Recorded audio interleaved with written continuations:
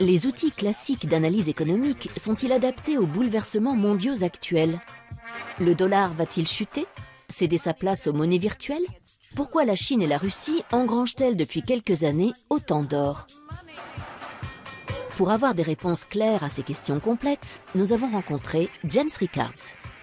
Conseiller financier du gouvernement des États-Unis, entre autres, il était déjà négociateur juridique et financier lors de la prise d'otage à Téhéran en 1979.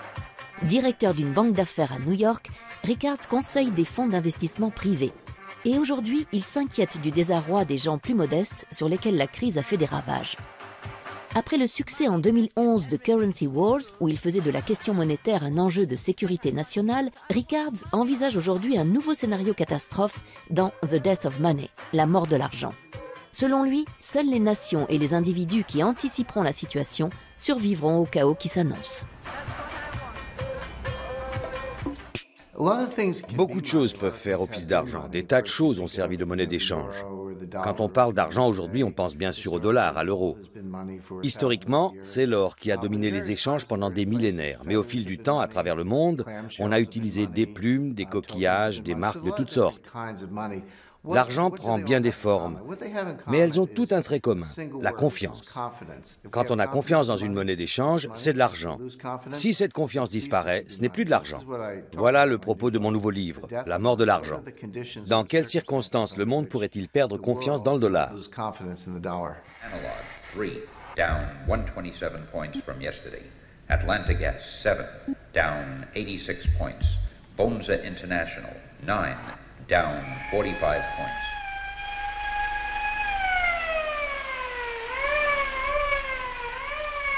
Jesus, look at that. Well, what is it? What's happening? What is it? A suicide epidemic? A war? No, the crash. The market is collapsing. En 2009, j'ai conçu et planifié le premier jeu de guerre financier. Ce projet a été financé par le ministère de la Défense américain, par le Pentagone, et réalisé dans un laboratoire militaire ultra secret près de Washington. J'ai engagé quelques spécialistes et nous avons échafaudé des plans en se disant « on va leur en donner pour leur argent ». C'était un jeu de guerre financier. On ne pouvait pas utiliser des armes conventionnelles, pas de bombes, pas de navires, ni de sous-marins. Nos seules armes étaient des actions, des obligations, des produits dérivés, des monnaies et des matières premières. Notre plan était le suivant. La Russie et la Chine mutualisaient leurs réserves d'or, émettaient une nouvelle monnaie indexée sur l'or par l'intermédiaire d'une banque à Londres et d'une chambre forte en Suisse. Ensuite, ces deux pays annonçaient qu'à l'avenir, les exportations énergétiques russes et les produits manufacturiers chinois devraient impérativement être réglés dans cette nouvelle devise. On tourne le dos au dollar, on va détruire le système fondé sur le dollar. Voilà le scénario que nous avons développé, et on s'est moqué de nous. Des professeurs de Harvard ont déclaré « C'est ridicule, l'or ne joue plus aucun rôle dans le système monétaire, c'est une référence du passé. » Eh bien, vous savez quoi? Depuis 2009, la Russie a augmenté ses réserves d'or de 70%, la Chine de plusieurs centaines de pourcents. On voit les Russes s'en prendre aux États-Unis en menant une guerre financière. Ce que nous avions imaginé est en train de se réaliser.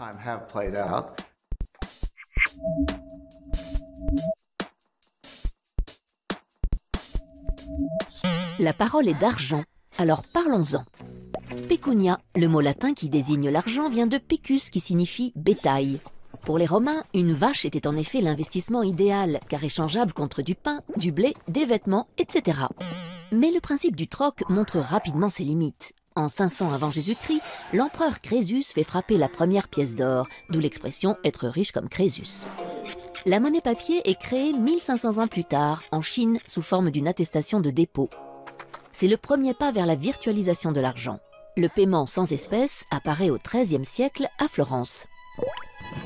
Les riches commerçants signent des ordres de virement d'un compte à l'autre. Les premières cartes de crédit sont utilisées aux États-Unis dès la fin du XIXe siècle. Et l'année 2009 voit l'apparition du Bitcoin, la première monnaie 100% virtuelle. Elle n'est émise par aucune banque nationale et les transactions sont gérées selon un système aléatoire par un réseau d'ordinateurs. L'avenir dira si le Bitcoin est une monnaie sûre. Bien sûr, les États-Unis sont la première économie mondiale. C'est de loin le plus important marché obligataire dans le monde. La plus grande partie des réserves de change est libellée en dollars. Une crise du dollar, une crise de la dette souveraine américaine plongerait le monde entier dans la crise. Le système monétaire international s'est effondré 3 fois au cours des 100 dernières années, en 1914, en 1939 et en 1971. Ce genre de phénomène se produit tous les 30 ou 40 ans. Quand cela arrive, ce n'est pas la fin du monde. On ne retourne pas vivre dans des cavernes. Concrètement, les grandes puissances financières et commerciales se réunissent et rédigent de nouvelles règles du jeu. L'expression n'est pas de moi. Elle apparaît il y a plus d'un siècle pour décrire le fonctionnement du système monétaire international. Quand le système monétaire international s'effondre, ce qui devrait à mon sens se produire prochainement, il faut définir de nouvelles règles du jeu. Mais quelles sont ces règles et comment les gens peuvent-ils s'y préparer? L'illusion monétaire est un concept économique, je ne l'ai pas inventé. Concrètement, quand un gouvernement commence à faire tourner la planche à billets, l'inflation n'apparaît pas partout de la même façon. C'est un peu comme jeter un caillou dans une mare, les ondes de choc se propagent graduellement. Les individus qui sont proches de la création de la monnaie, les banquiers et les gérants astucieux de fonds de placement, en sont informés les premiers et ils achètent des actifs. Puis les ondes se propagent et l'inflation se généralise. On constate une inflation de certains actifs, un accroissement des prix à la consommation. Quand l'investisseur lambda entre en scène, il est trop tard. La valeur de la monnaie a été détruite et les gens bien informés ont accaparé toute la richesse. L'illusion monétaire caractérise la première phase, quand la situation paraît prometteuse alors que l'on fait juste tourner la planche à billets. Plus tard, l'illusion se dissipe.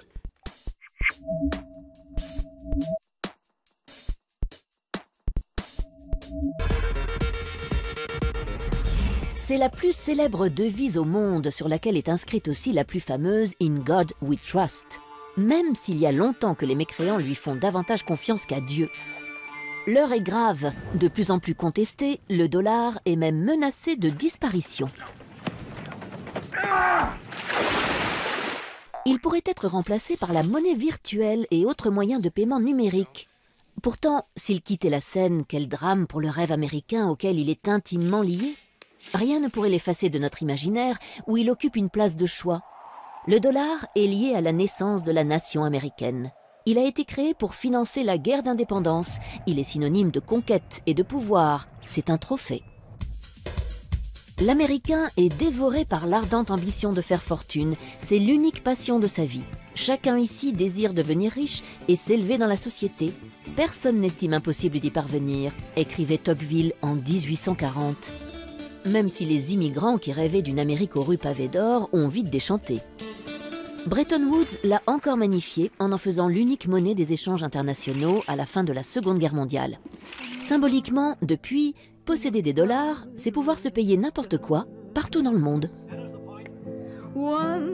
En littérature, même Jack London, l'homme des grands espaces, lui consacra une nouvelle pour $100 de plus. Quant au cinéma, il a joué un rôle capital dans la construction du mythe. De Capra à Eastwood, on ne compte plus le nombre de films où il tient le premier rôle. Et c'est bien $1 silver que chante Marilyn dans Rivière sans retour.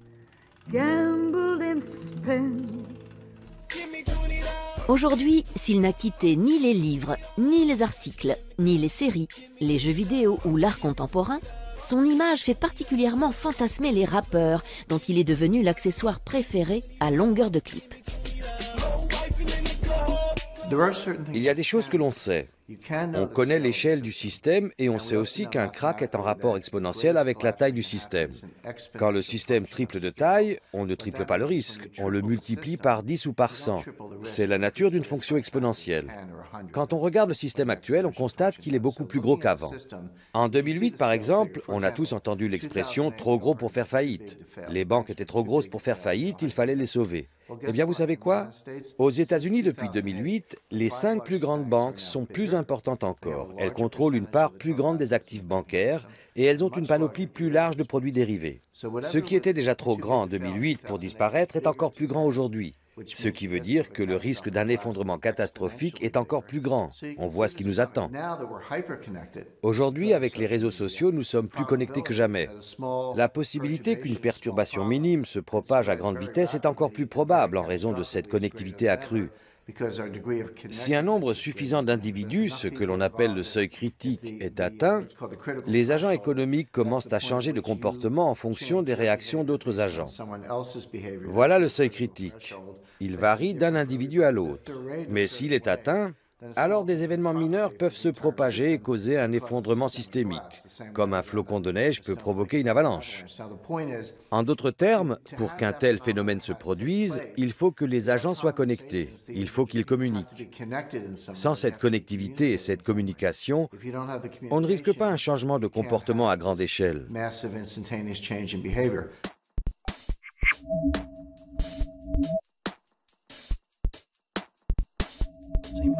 Qu'est-ce qu'un trader?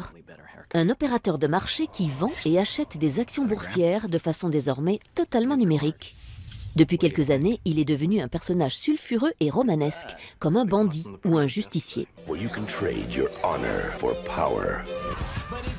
Caractéristique, il va vite, très vite, parfois aidé de quelques produits illicites. Il est riche, merci les primes, sa copine est belle, mais pas son langage.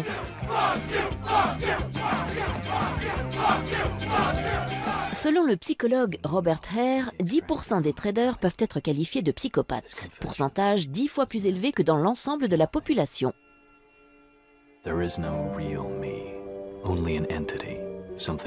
Peu à peu remplacé par des machines, le trader devient-il lui-même un algorithme susceptible de dérégler le système?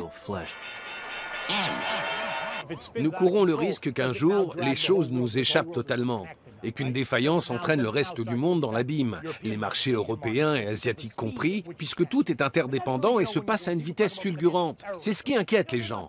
Quand on parle de terrorisme financier, on ne pense pas seulement au piratage des comptes bancaires, mais aussi à ce qui se passe dans les salles des marchés du monde entier. Parfois, la cote du trader s'effondre ou augmente par ailleurs, comme celle de Jérôme Kerviel, accusé par la Société Générale pour laquelle il travaillait de lui avoir fait perdre 5 milliards d'euros en janvier 2008. Accusé d'abus de confiance, faux et usage de faux, il a depuis été désigné par des centaines d'internautes comme le David de la finance contre le Goliath bancaire. Son jugement en cassation vient de supprimer sa dette de 4,9 milliards d'euros. Il a aussi rencontré le pape et entamé une marche Rome-Paris pour sa rédemption et pour changer son système de valeurs. Malheureusement, le pouvoir financier est global. Cela ne devrait pas être le cas. La finance et la banque devraient faciliter le commerce, pas le dominer. Les banquiers sont des parasites du système. Ils confisquent de la richesse dans le système. Ils ne créent pas de richesse. Qui crée de la richesse? Les inventeurs, comme Bill Gates ou Steve Jobs, ou des inventeurs en Europe, des créateurs d'entreprises, des gens créatifs. Voilà les vrais créateurs de richesse. Les banquiers ne créent pas de richesse. Ils s'approprient de la richesse grâce à un système perverti. Il faut renverser ce modèle de la finance. Il ne faut pas l'éliminer mais l'encadrer pour qu'il serve les échanges.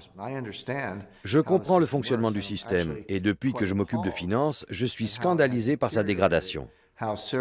Le service a fait place à la cupidité. La création de valeur ajoutée a été remplacée par l'extorsion de richesse. Il est grand temps de le dénoncer.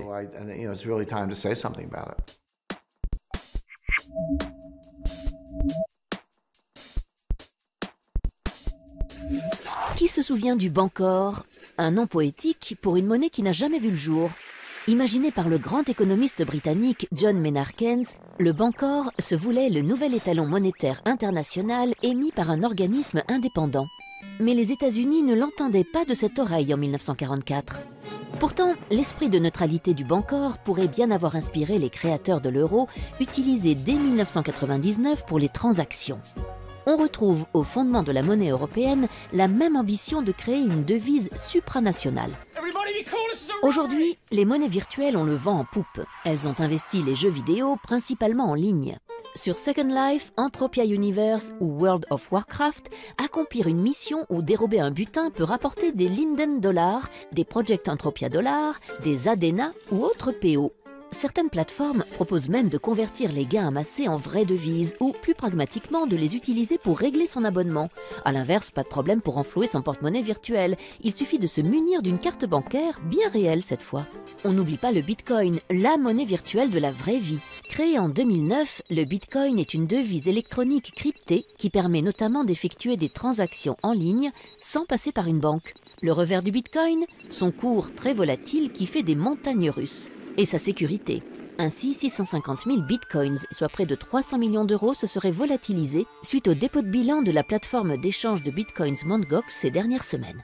Enfin, pour ceux qui ont prévu de voyager prochainement sur Mars, PayPal vient de lancer PayPal Galactic, un système de monnaie universelle qui permettra de faire ses courses dans l'espace.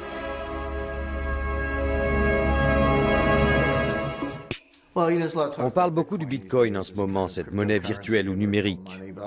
Mais le dollar est une monnaie numérique, l'euro aussi. On a peut-être quelques billets dans notre portefeuille, mais la très grande majorité des transactions est numérique. Le seul instrument financier qui n'est pas numérique, c'est l'or. Le Bitcoin est sans doute une forme de devise. Je ne nie pas qu'il intervient dans des transactions, qu'il est thésaurisé. C'est une unité de compte de la richesse, donc il satisfait aux critères d'une devise. Mais faut-il craindre une rupture de la confiance? Le problème avec le Bitcoin, c'est qu'il n'a pas encore parcouru un cycle. Nous ne savons pas vraiment comment il pourrait se comporter. Il y a des tas de gens qui perdent de l'argent, il y a des escroqueries, des bitcoins qui disparaissent. La sécurité du système est sujette à caution. Les gens qui plébiscitent le Bitcoin sont soit des technophiles, des fanats d'informatique style Silicon Valley, ou des libertaires, des anarchistes, qui détestent les gouvernements et qui se disent « Voilà une monnaie qui échappe au contrôle d'État, ça me plaît ». Je leur réponds « Ne soyez pas naïfs. Le gouvernement voit tout. On sait depuis l'affaire Snowden que rien n'échappe au pouvoir en place. Le gouvernement suit sans doute attentivement ce phénomène. Il est possible que le Bitcoin en tant que devise disparaisse, mais que la technologie qu'il a engendrée survive à travers certaines applications. Il y a une dimension financière et une dimension technologique dans les paiements par mobile. Il y a des milliards de gens dans le monde qui possèdent un téléphone mobile. Ils n'ont pas de ligne filaire, ils n'ont pas de compte en banque, mais ils ont un téléphone mobile. Quand on peut utiliser son téléphone pour effectuer des règlements en ligne, par le biais d'une carte de crédit, même si vous n'avez qu'un compte en banque à peu de frais, même si vous n'avez pas de compte titre, vous avez votre mobile, un peu d'argent sur votre compte, vous pouvez faire des paiements. Je peux vous transférer de l'argent, vous pouvez m'en envoyer. L'industrie des règlements par téléphone mobile se développe très rapidement. Elle est en train de bouleverser la finance. Toute cette connectivité est formidable, mais il faut comprendre que plus nous sommes connectés, plus le système prend de l'importance et plus on accroît le risque d'un effondrement catastrophique. C'est le revers de l'économie en réseau.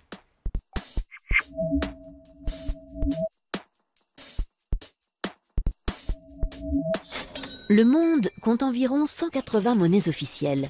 Et il y a les inofficielles, comme le Chiemgauer, dans le sud de l'Allemagne, ou la pêche, utilisée par les commerçants de Montreuil.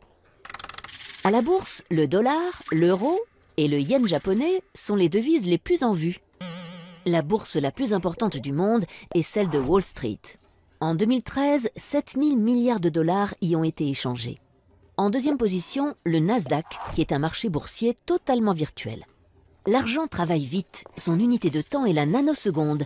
Les ordinateurs traitent aujourd'hui les transactions en un milliardième de seconde. 1000 transactions en un battement de cils. En 2010, on comptait encore en millième de seconde. Ces transactions à très grande vitesse représentent 50% des échanges dans le monde, 70% aux États-Unis et 40% en Europe. Pourquoi est-ce que le dollar est la première monnaie de réserve dans le monde? Ce n'est pas lié à la devise elle-même, mais au support d'investissement libellé en dollars. Supposons que vous soyez un partenaire commercial des États-Unis et que vous encaissiez des dollars ou toute autre devise. Ce surplus, il faut l'investir. Le marché des obligations américaines, les bons du Trésor, est le seul marché au monde assez important pour pouvoir absorber l'épargne mondiale. Les Chinois détiennent 4 000 milliards de dollars de réserves de change. Mais il faut aussi compter le Japon, Taïwan, toutes les grandes puissances commerciales. Collectivement, cela représente des milliers de milliards de dollars. Tout cet argent est placé en bons du Trésor américain, non pas parce que les gens adorent ces obligations, mais parce que c'est le seul marché assez grand pour absorber ces liquidités. Si on examine le marché de la dette souveraine en Europe, il est comparable au marché américain. Mais il est morcelé. Il n'existe pas d'eurobond. Il y a des obligations d'État allemandes, françaises, italiennes, hollandaises. Si on avait un marché unique, s'il existait des eurobonds, garantis par le crédit de la zone euro, ce marché serait plus important que celui des bons du Trésor américain. Dans quelques années, pas tout de suite, dans 2 ou 3 ans, ce marché européen existera et l'euro remplacera le dollar comme monnaie de réserve, si le système ne s'effondre pas d'ici là. Dans un monde qui ne subit pas d'effondrement, vous verrez une appréciation de l'euro. Dans un monde qui s'effondre, aucune monnaie ne sera épargnée, pas même l'euro. You're pathetic trying to be like us. We're not trying to be like you idiot. We're much stronger than you are anyway. Our currency's the best. No, we are. No one's want to trade with you anyway. You want to bet, huh? Yes, I want to bet. You want to take that? Yes, I want to bet. People don't get quiet and go back to sleep or there will be no pocket money. No bailout and no loans. Sorry, Daddy. En matière de sagesse économique, j'apprécie par-dessus tout Angela Merkel. C'est la seule dirigeante qui comprend l'économie parce qu'elle n'est pas économiste. C'est une scientifique. Comme je l'ai expliqué, il faut aborder l'économie avec des outils scientifiques, pas de la pseudoscience. Le keynésianisme, la théorie de l'équilibre général, la valeur à risque, tous les modèles et les techniques qui sont utilisés dans la finance et la gestion du risque sont de la pseudoscience. Ils ne correspondent pas à la réalité. La théorie des systèmes complexes, la théorie des réseaux, l'analyse de la distribution du pouvoir sont des modèles qui reflètent la réalité. Angela Merkel est une scientifique, elle comprend ces phénomènes. Et elle comprend aussi que l'Europe doit être restructurée. Elle assume un rôle dirigeant dans ce domaine. En fait, toutes les grandes régions économiques, l'eurozone, les États-Unis, le Japon et la Chine doivent être restructurées. Mais seule l'Europe procède à des ajustements structurels. Les autres régions s'en remettent à des solutions monétaires, à un ajustement des liquidités.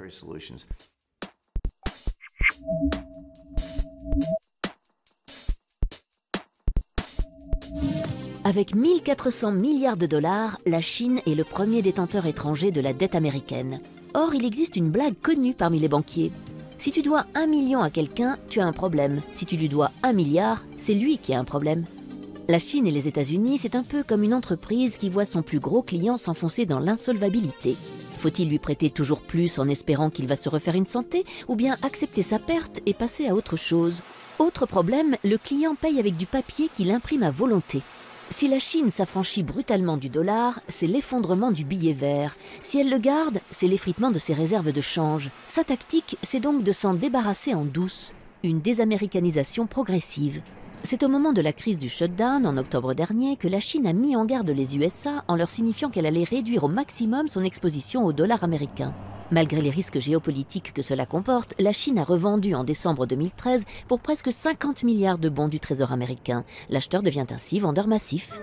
En parallèle, la Chine mise sur l'or, car plus le dollar s'affaiblit, plus le cours de l'or monte, tant et si bien que la Chine est devenue en moins de 3 ans le premier consommateur mondial d'or devant l'Inde. La somme des réserves d'or de la République populaire de Chine a atteint une valeur record de 3 820 milliards de dollars. Pour éviter la crise diplomatique, le président du Fonds souverain chinois a simplement déclaré « Avec la future reprise de l'économie américaine, l'attrait de la dette américaine s'affaiblit. À long terme, ce n'est plus un bon investissement. » Reprise de l'économie américaine, oui ou non? Dans tous les cas, l'empire du milieu semble préparer l'après-dollar. En fait, les Chinois sont les plus grands fans du dollar. Nous leur devons tellement de dollars qu'ils veulent un dollar fort. Mais si nous dévaluons le dollar, que va-t-il arriver au cours de l'or? Il va monter. Les Chinois ont une couverture pour ce risque. Si le dollar perd de la valeur, ils gagneront de l'argent sur l'or. La Chine achète de l'or pour couvrir son exposition au dollar. J'engage les investisseurs à les imiter. Si c'est bon pour les Chinois, c'est bon pour tout le monde. Aux États-Unis, quand on parle des vieilles fortunes, on pense à des fortunes accumulées depuis un siècle ou un peu plus, comme celles des Rockefeller ou des Kennedy. Mais en Europe, les vieilles fortunes remontent à 4 ou 5 siècles. J'étais à Rome, il y a peu, devant le Palazzo Colonna. Les Colonna sont riches depuis le XIIIe siècle. La fortune de cette famille remonte à 800 ans. Ça, c'est une vieille fortune. Quand on discute avec ces milliardaires européens qui gèrent cette fortune dynastique et qu'on leur demande « Vous avez su protéger votre fortune non seulement de la dépression des années 30, mais de la guerre de 30 ans, des guerres de Louis XIV, des guerres napoléoniennes, de la guerre d'Espagne. Comment avez-vous survécu à tous ces cataclysmes ?» Ils vous répondent « La règle est 3 tiers. Un tiers en or, un tiers en œuvres d'art, un tiers en propriété foncière. » Prenons l'exemple de Warren Buffett. Warren Buffett a toujours dit du mal de l'or. Mais qu'a-t-il fait? Il y a quelques années, il a acheté les chemins de fer Burlington Northern Santa Fe. Il a acheté tout le réseau, il l'a privatisé. Il n'est plus coté en bourse. Qu'est-ce que c'est une compagnie de chemin de fer? Ce sont des actifs durables, des rails, des droits de passage, des concessions minières, du matériel roulant, des aiguillages, des signaux. Une compagnie de chemin de fer, c'est un gros paquet d'actifs durables. Comment est-ce qu'une compagnie de chemin de fer gagne de l'argent? en transportant des biens durables, du maïs, du blé, du charbon, de l'acier, du pétrole. Une compagnie de chemin de fer, ce sont des actifs durables qui transportent des biens durables. Quand Warren Buffett fait cela, les gens disent « Warren Buffett aime bien les actions des entreprises de transport ». Pas du tout. Il investit ses dollars dans des actifs durables. N'écoutez pas ce qu'ils disent, observez ce qu'ils font. Where is here? Sorry, I can only look for businesses. Si Apple était un État, préféreriez-vous vivre en Chine ou en Apple? Les promesses du néolibéralisme se matérialisent dans les objets stylisés du géant de l'informatique. Alors, Steve Jobs ou Deng Xiaoping? L'artiste allemand Christian von Borries pose la question dans son film iPhone China. Square le rencontre à Berlin. Rendez-vous dimanche prochain à 13h sur Arte.